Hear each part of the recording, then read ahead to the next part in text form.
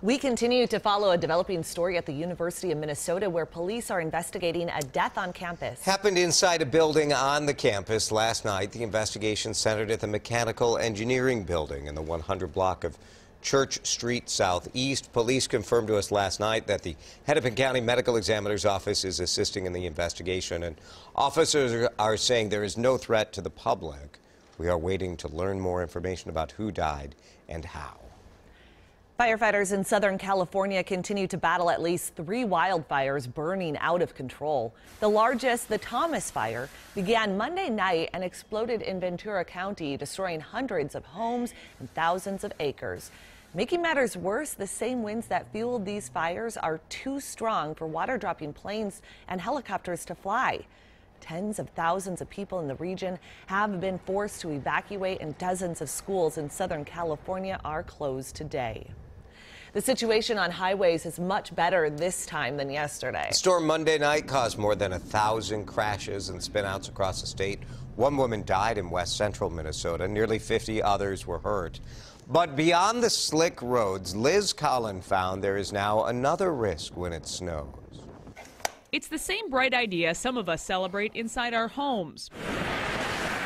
But at busy intersections in the winter months, that upside might be buried. The LED lights do not emit enough heat to melt off snow and ice that may accumulate on them. MnDOT's Kent Barnard says by now, most of the state's 1,400 traffic lights have switched from incandescent bulbs to light-emitting diodes, or LEDs, producing less than half the heat as before. It's estimated the new bulbs carry a 90% cost savings. Still, cold weather states across the country have seen unintended consequences. Take a look at some of these snow-covered traffic lights our affiliate in Denver found. A woman in that area broke her neck when a driver blew a buried red light. It's not a huge problem, but yes, it has happened in Minnesota. MnDOT says up north has it the worst. A St. Louis County traffic engineer told WCCO when it snowed this fall, it saw some lights covered for 24 to 48 hours, while the old bulbs would have melted the snow in just a few hours tops. Transportation crews say there just isn't the manpower to clear lights in and after storms. When in doubt, always err on the side of safety. It's why MnDOT wants this brought to light, to remind drivers if they see it, to treat the intersection as a four-way stop. Make sure the coast is clear, because you don't know what the other driver may be experiencing. He may have the same issue on his direction too. Liz Collin, WCCO 4 News. The heavy, wet snow seems to cause the most trouble with the lights. MnDOT says still looking at possible fixes like heated covers for the traffic lights, but just has not found anything that's worked well just yet. The weather delayed the demolition at Minnehaha Academy. Work had been scheduled to begin yesterday at the private Minneapolis school damaged by a deadly explosion back in August. A gas leak caused the blast at Minnehaha's upper school. The school lost 2 staff members, Secretary Ruth Berg and school custodian John Carlson. About 350 students have been using the Brown College campus in Mendota Heights as a temporary school building. Demolition could begin today. Once it does start, it should take about 2 weeks. For the first time in years, the state of Minnesota is facing a substantial budget shortfall.